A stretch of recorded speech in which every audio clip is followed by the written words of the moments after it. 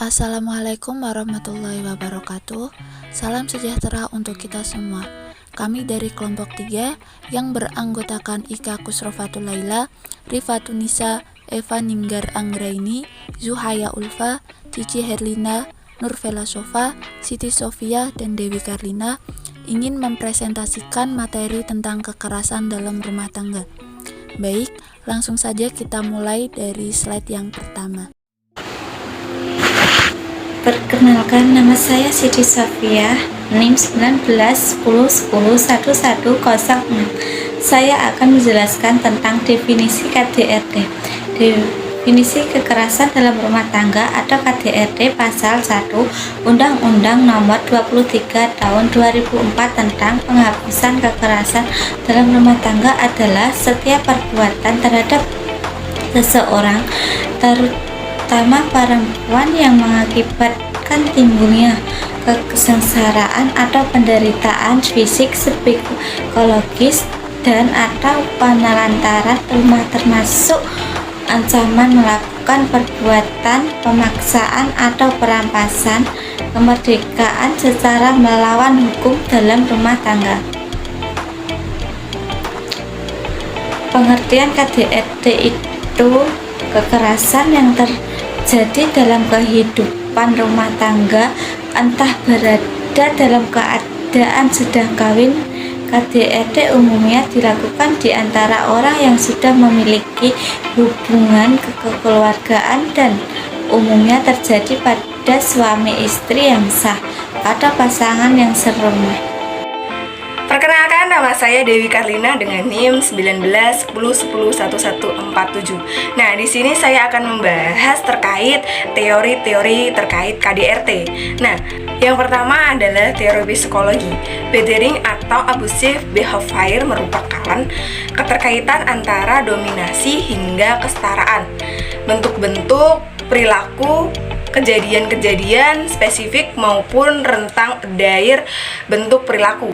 Bathering merupakan hasil dari pengalaman buruk masa kanak-kanak atau child abuse, karakter ke karakter kepribadian atau sering disebut need of power, gangguan kepribadian atau borderline personality disorder, cedera kepala, psikopatologi atau gangguan kepribadian antisosial, dan lain-lain. Gangguan kepribadian lainnya, kontrol yang buruk terhadap dorong-mengondorongan, self-esteem rendah, atau penyalahgunaan zat. Nah, yang kedua adalah teori sosiologi. Berdasarkan perspektif sosiologi, KDRT dapat dipahami melalui teori sistem keluarga, teori belajar sosial, resource teori, dan exchange teori. Teori sistem keluarga. Berdasarkan teori sistem keluarga, semua anggota keluarga memiliki peran dalam konstruksi dan terjadinya sistem kekerasan maupun tindak kekerasan yang terjadi secara turun-menurun. B. Teori belajar sosial. Berdasarkan teori belajar sosial, suatu perilaku muncul sebagai akibat dari modeling. Selain itu, berkaitan dengan subkultur of violence teori. C. Resource teori. Adanya sumber-sumber seperti pendataan, properti, kontak sosial, atau pengaruh merupakan suatu kekuatan atau kekuasaan dalam menyelesaikan masalah. D. Exchange teori. George Homans menyatakan bahwa munculnya suatu perilaku difokuskan pada adanya asas untung rugi. Yang ketiga, teori feminisme. Abuse yang terjadi pada pasangan didasarkan pada konsep ekspektasi peran gender dan ketidakseimbangan kekuasaan antara laki-laki dan perempuan dalam strata sosial. Perkenalkan, nama saya Eva Ninggar Anggraini, NIM 1910111140, nomor absen 40. Di sini saya akan menjelaskan beberapa jenis KDRT. Ada 4 macam jenis KDRT yang terdiri dari 1. Kekerasan fisik. Kekerasan fisik merupakan tindakan yang dapat mengakibatkan rasa sakit, luka-luka, dan membuat korbannya tidak berdaya. Contoh dari kekerasan fisik yaitu melakukan tindakan memukul, menendang, dan juga menampar. Yang kedua yaitu ada kekerasan psikis. Kekerasan psikis merupakan tindakan yang dapat membuat korbannya takut, trauma, depresi, hingga membuat kehilangnya kepercayaan diri. Contoh dari kekerasan psikis sendiri yaitu berkata kasar, menghina, dan juga memaksa. Meski tidak terlihat secara fisik, namun kekerasan psikis dapat membuat korbannya menjadi gangguan psikologis, bahkan membuat korbannya menjadi bunuh diri. Yang ketiga yaitu ada kekerasan seksual. Jangan salah, meskipun sudah menikah, bukan berarti seseorang dapat memaksa pasangannya untuk memenuhi kebutuhan biologisnya. Contoh dari kekerasan seksual dalam rumah tangga yaitu kontak fisik, mencium, dan melakukan hubungan secara paksa. Bahkan lebih parahnya lagi jika seseorang memaksa pasangannya melakukan hubungan secara paksa, dapat membuat pasangannya menjadi cedera dan juga terluka. Dan yang terakhir yaitu ada penelantaran rumah tangga. Banyak orang yang belum tahu bahwa penelantaran rumah tangga termasuk ke dalam jenis KDRT. Penelantaran rumah tangga yaitu jika seseorang menelantarkan keluarganya, padahal secara hukum ia masih berkewajiban untuk memelihara dan juga merawat keluarganya. Tidak hanya itu, memaksa korban untuk tidak bekerja dan juga menelantarkannya juga termasuk ke dalam jenis KDRT. Baik, terima kasih. Saya Zuhaya Ulfa, NIM 1910101149. Selanjutnya saya akan menjelaskan mengenai dampak KDRT terhadap istri maupun anak. Yang pertama, dampak terhadap istri, yaitu mengalami sakit fisik, mengalami tekanan mental, mengalami stres, bahkan menurunnya rasa percaya diri dan harga diri, dan merasa tidak berdaya terhadap dirinya. Ini sejalan dengan penelitian yang dilakukan oleh Surya Kusuma pada tahun 1995 yang mengatakan bahwa efek psikologis penganiayaan terhadap perempuan efeknya lebih parah dibandingkan dengan efek fisiknya. Seperti rasa takut, cemas, letih, rasa stres post-traumatik. Bahkan, tidak jarang mengakibatkan sampai terganggunya kesehatan reproduksi secara biologis maupun sosiologis. Yang kedua, dampak KDRT terhadap anak, yaitu peluang terjadinya kekerasan terhadap anak akan semakin tinggi, anak mengalami depresi, dan berpotensi untuk melakukan kekerasan terhadap pasangannya.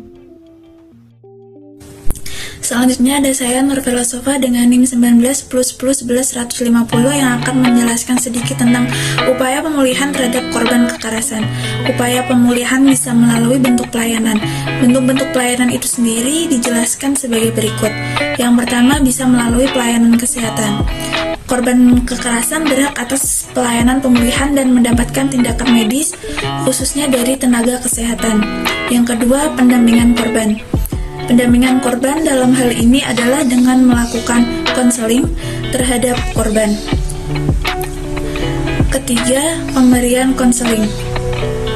Berhubungan dengan pendampingan korban bisa dilakukan dengan pemberian konseling. Pemberian konseling itu sendiri dilakukan oleh tenaga ahli yang berkaitan dengan kemampuan pemahaman psikologis diri untuk membantu memecahkan permasalahan yang dihadapi oleh korban kekerasan. Yang keempat, melalui bimbingan rohani. Bimbingan rohani sendiri bertujuan untuk memberikan penjelasan dan arahan terkait hak dan kewajiban kepada Tuhan yang harus dilakukan oleh korban, sebagai penguatan iman dan takwa sesuai dengan kepercayaan masing-masing. Yang kelima, pelayanan resosialisasi. Resosialisasi merupakan sebuah pelayanan yang dilakukan oleh lembaga instansi sosial dengan memberi arahan kepada korban kekerasan agar korban dapat kembali melaksanakan fungsi sosialnya dalam kehidupan bermasyarakat. Saya Cici Rina Putri dengan NIM 191010111133 akan membahas mengenai Undang-Undang Kekerasan dalam Rumah Tangga.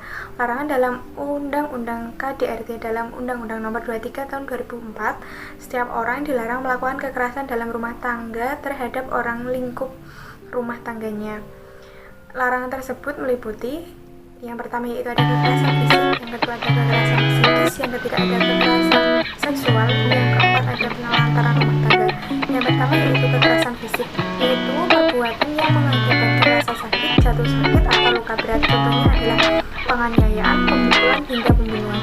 Yang kedua yaitu ada kekerasan psikis, yaitu perbuatan yang mengakibatkan ketakutan, rasa tidak berdaya, hilangnya rasa percaya diri atau kemampuan untuk bertindak, atau penderitaan psikis berat pada seseorang. Contohnya yaitu kebohongan, indoktrinasi, kemudian ancaman, dan tekanan. Kemudian yang ketiga ada kekerasan seksual, yaitu perbuatan yang berupa pemaksaan hubungan seksual terhadap orang yang menetap dalam rumah tangga. Pemaksaan hubungan seksual dengan cara tidak wajar atau tidak disukai. Pemaksaan hubungan seksual terhadap orang dalam rumah tangganya dengan orang lain untuk tujuan komersial atau tujuan tertentu. Contohnya adalah pemerkosaan, perbuatan cabul, dan persetubuhan terhadap anak.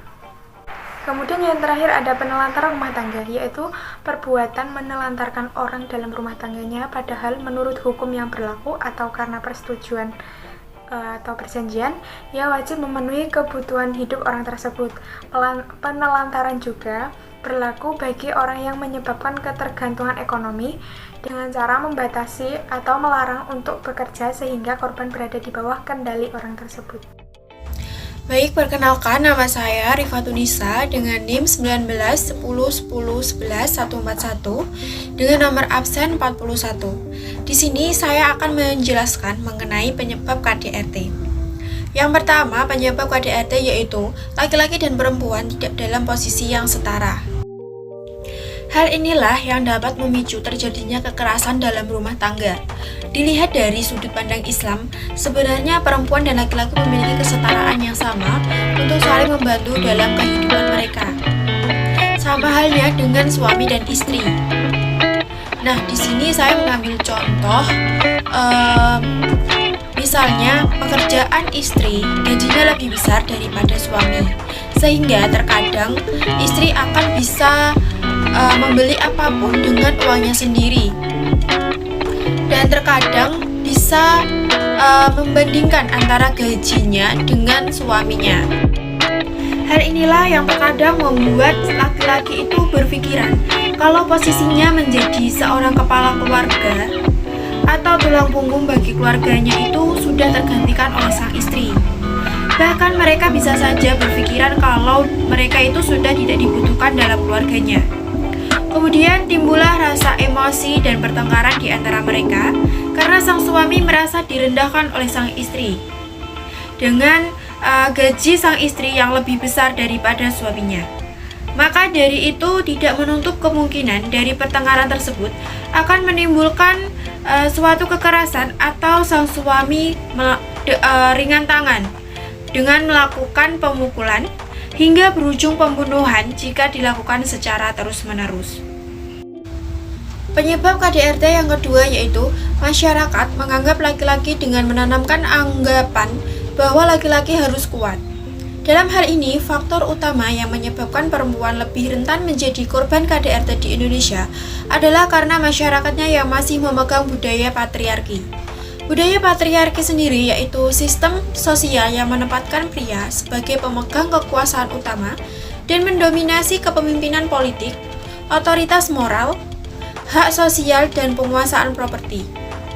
Hal ini diungkapkan oleh Psikologi Anak, Remaja, dan Keluarga, Lembaga Ketahanan Nasional atau Lemhanas, Republik Indonesia oleh Novita Tandri. Ia mengungkapkan bahwa kita kan patriarki, anak laki-laki selalu diajarkan tidak mengekspresikan kesedihan. Ini kemudian membentuk karakter laki-laki harus kuat. Lalu anak juga kan menyerap perilaku orang tua. Anak laki-laki yang punya ayah pelaku KDRT, bukan tidak mungkin dia juga akan berperilaku demikian. Dari pernyataan tersebut, terkadang laki-laki itu akan berpikiran bahwa dia adalah orang pertama yang memiliki kekuasaan dalam mengatur seorang perempuan. Selanjutnya yang ketiga yaitu pemahaman keliru terhadap ajaran agama. Maksudnya adalah dalam agama Islam memang mengajarkan bahwa seorang istri harus nurut dan mentaati perintah suaminya. Dan suami juga wajib memberikan kasih sayang, menjaga, dan memuliakan istrinya. Namun beberapa laki-laki yang merasa memegang penuh kekuasaan atas istrinya tersebut, ia beranggapan kalau bisa melakukan apapun, sehingga sang istri tidak dapat melawannya. Dari penyebab KDRT tersebut, ada satu lagi penyebab KDRT, yaitu KDRT dianggap bukan sebagai permasalahan sosial, tetapi persoalan pribadi terhadap relasi suami istri. Dalam hal ini, mayoritas masyarakat masih memandang sebagai tabu internal keluarga, yang karenanya tidak layak diungkapkan ke muka umum. Hal inilah yang mengakibatkan beberapa korban KDRT tidak berani melaporkan pelakunya ke pihak berwajib, karena ia masih menganggap masalah tersebut sebagai masalah pribadi keluarganya. Apalagi, rata-rata yang menjadi korban adalah perempuan. Terkadang perempuan enggan melaporkan karena beberapa hal, seperti memiliki harapan bahwa tindakan kekerasan akan berhenti. Lalu karena demi anak, ia mengurungkan niatnya untuk melaporkannya ke pihak berwajib. Kemudian ada kurangnya dukungan dari keluarga, teman, dan lingkungan yang mengakibatkan perempuan-perempuan di Indonesia itu mengurungkan niatnya dalam melaporkan tindakan kekerasan ini kepada pihak yang berwajib. Contohnya ketika sang suami memukul atau menendang istrinya. Sebagai istri, ia tidak akan melawan perbuatan suaminya, apalagi perempuan yang identik dengan kelembutan hatinya. Namun beberapa wanita yang sudah berulang kali menerima perlakuan tersebut tidak menutup kemungkinan akan melawan sang suami, misal dengan cara melaporkan suaminya ke pihak berwajib. Perkenalkan, nama saya Ika Kusrofatul Laila, NIM 1910101104 dari A1 Manajemen. Saya akan menerangkan mengenai contoh kasus dari KDRT. Berdasarkan berita yang viral baru-baru ini, telah ketahui bahwa contoh dari KDRT sendiri itu adalah yang dilakukan oleh Rizky Bilar terhadap istrinya penyanyi dangdut Lesti Kejora. Awal mula dari adanya KDRT yang dilakukan oleh Rizky Bilar yaitu bermula ketika Lesti Kejora mengetahui perselingkuhan yang dilakukan oleh dari Rizky Bilar. Kemudian Lesti meminta untuk dipulangkan ke rumah orang tuanya. Namun Rizky Bilar itu emosi sehingga Rizky Bilar melakukan penganiayaan kepada istrinya Lesti Kejora. Dalam hal ini Lesti Kejora mendapat penganiayaan berupa dicekik, didorong, kemudian dibanting oleh Rizky Bilar. Setelah penganiayaan tersebut, Lesti Kejora itu melaporkan Rizky Bilar ke kantor polisi.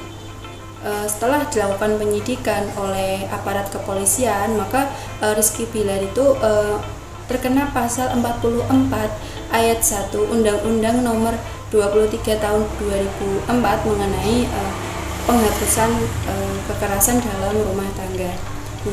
Terima kasih, sekian dari kelompok 3. Apabila ada kekurangan dalam intonasi dan pelafalan kata, kami mohon maaf. Wassalamualaikum warahmatullahi wabarakatuh.